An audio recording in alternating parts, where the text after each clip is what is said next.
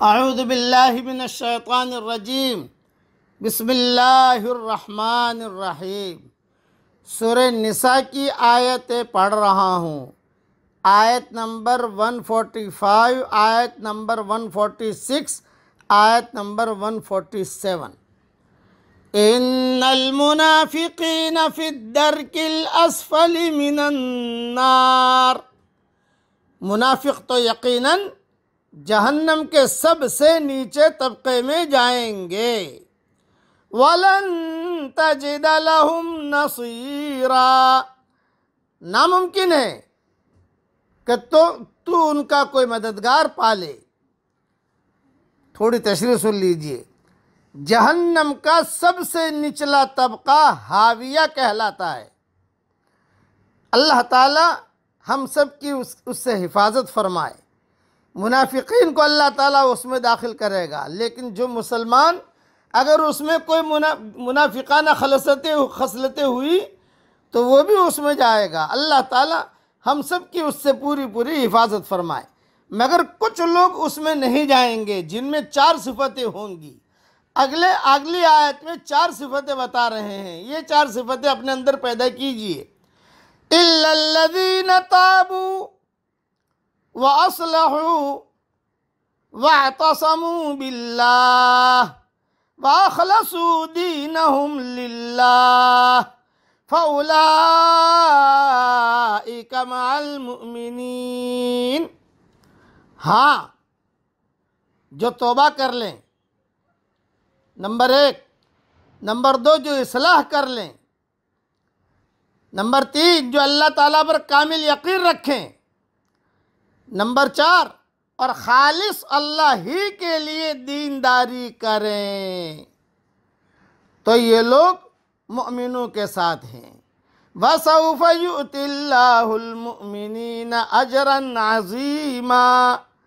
अल्लाह ताला मुमिनों को बहुत बड़ा अजर देगा। थोड़ी तशरीह इसकी भी सुन लीजिए। यानी मुनाफिकीन में से जो लोग 4 चीज़ों का खुलूस से दिल से एहतमाम करेगा, पक्का मोमिन बन जाएगा।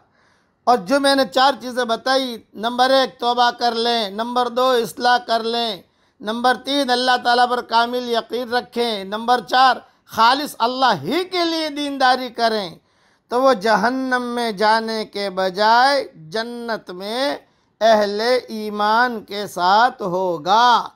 इसलिए ये 4 सिफतें हम मुसलमानों को भी अपने अंदर पैदा करनी है। आगे फरमाते हैं, मा यफ़अलुल्लाहु बिअज़ाबिकुम इन शकरतुम व आमनतुम। अल्लाह ताला तुम्हें सज़ा देकर क्या करेगा अगर तुम शुक्रगुजारी करते रहो और बाईमान रहो। वकानल्लाहु शाकिरन अलीमा। अल्लाह ताला बहुत कदर करने वाला और पूरा इल्म रखने वाला है। इसकी तशरीह भी बहुत अहम है, ध्यान से सुन लीजिए।